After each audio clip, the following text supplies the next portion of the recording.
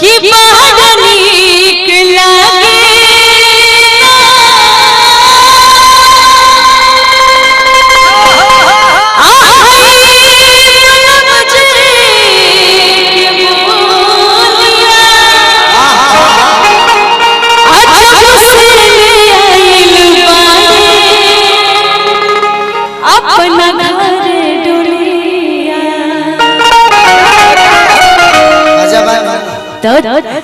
बन के हमरा जिंदगी।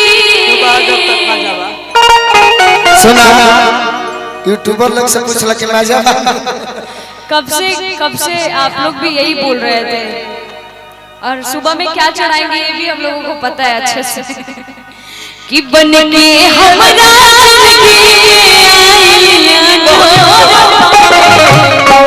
आसावर नगोर बाड़े जैसन सजने रहनी कोई सपिया मोर बाड़े आसावर नगोर बाड़े थोड़े छर हर मातर नोट थोड़ी ठोड़ बाड़े आसावर नगोर बाड़े जैसन सजने रहनी कोई सपिया मोर बाड़े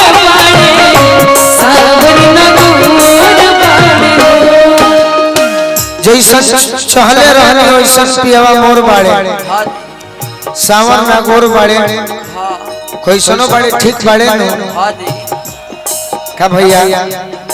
लेकिन सोना यदि तार बियाह हो जाई वो बियाह में बोलई हो चाहे मत बोलई हो, लेकिन अपना बोलमुआ से एगो बात जरूर कही हो।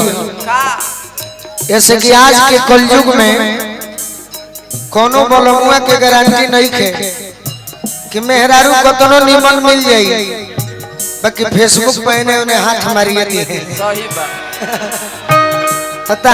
आप देख रहे हैं आपन बिहार के माटी चैनल के माध्यम से। अगर पकड़ ली तो का कहो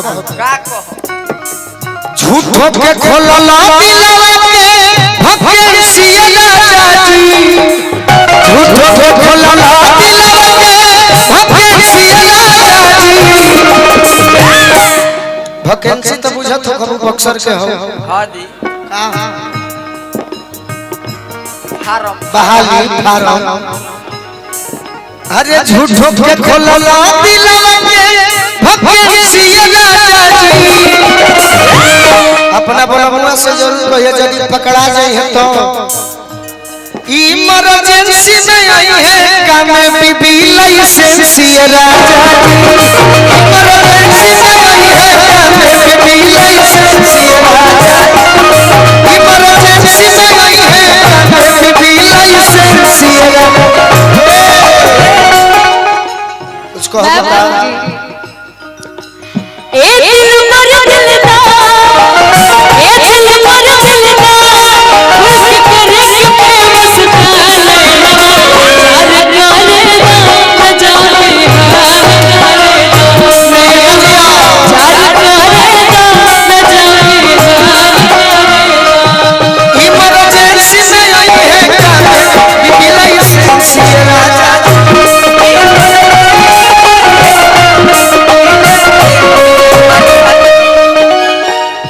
रौरा हमारा के दी हम उनका के दे दे। लड़की बारी एने ओने दौड़ावल ठीक नहीं के। रवि रंजन पाठक जी बड़ी संगीत प्रेमी बानी, हमारे के भी आशीर्वाद देले बानी। सोना के भी अपना बोलमुआ से जरूर कही हो कि सुना गोलू राजा मान लो। नहीं मैं अपना बोलमुआ से ये बोलूं। हां जी क्या बोलूं? ए दिल मर दिलदा क्योंकि मुझे पता है कि मेरा जो बोलमुआ होगा वो लॉयल होगा। ए दिल मर दिलदा ए दिल मर दिलदा खुल के रस के बस प्यार करे। आप देख रहे हैं आपन बिहार के माटी चैनल के माध्यम से।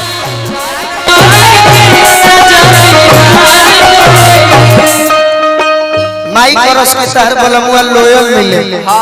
लोयल माने का होला हो माने मंदा सच्चा मंदा honesty is the best policy. ईमानदारी ही अच्छी नीति है। ठीक बात माई करस की लोयल मिले। अब मान लो कि लोयल मिली तो एने ओने करबे करी। ओकरा से कही हो देह में जवानी बबली में लाल पानी।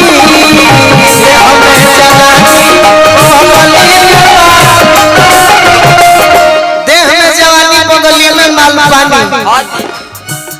तो ही से मिलल बड़ी सतर हो रानी। तो ही से मिलल बड़ी सतर हो। बाकी सोना तू अपना पियावा से जरूर कही हो कि तू जानो कि काहे खातिर सोटी है सो काहे खातिर सोटल बड़ी सालू के खातिर करेंसी राजा जी। सोटल बड़ी सालू के खातिर करेंसी राजा जी। इमरजेंसी में आई है काने में भी लाइसेंसी राजा जी। इमरजेंसी में आई है। ये दुनिया सतरंगी बा 2024 के दुनिया है। जेकरा भी रुपया रही उहे धनवान बा। बाकी अपना बलमुआ से जरूर कही दी हो कि एगो समय बा नोट के कोट पेन्हल सिक्का के बटाम हो।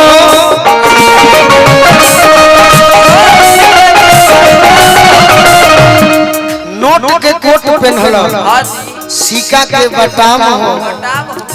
गोलू रंग काट जगल बजरा बटाम हो।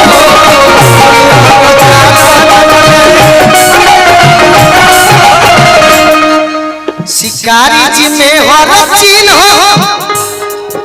शिकारी जी में हर चिन्ह इंश्योरेंस राजा जी।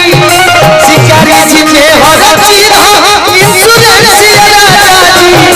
इमरजेंसी में आई है काने में भी लाइसेंस राजा जी। इमरजेंसी में आई है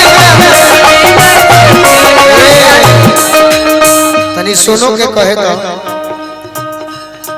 सोना कह कुछ तो ये तो दीपक पांडे जी हमारे भाई हैं रायपुर में बाड़ा तारा मानला के हमारा गिनती बा जा जहां रहो बनो रहो 5 करोड़ 20 करोड़ कमा हमारा कमाए के क्षमता नहीं है बनो रहो। इमरजेंसी में आई है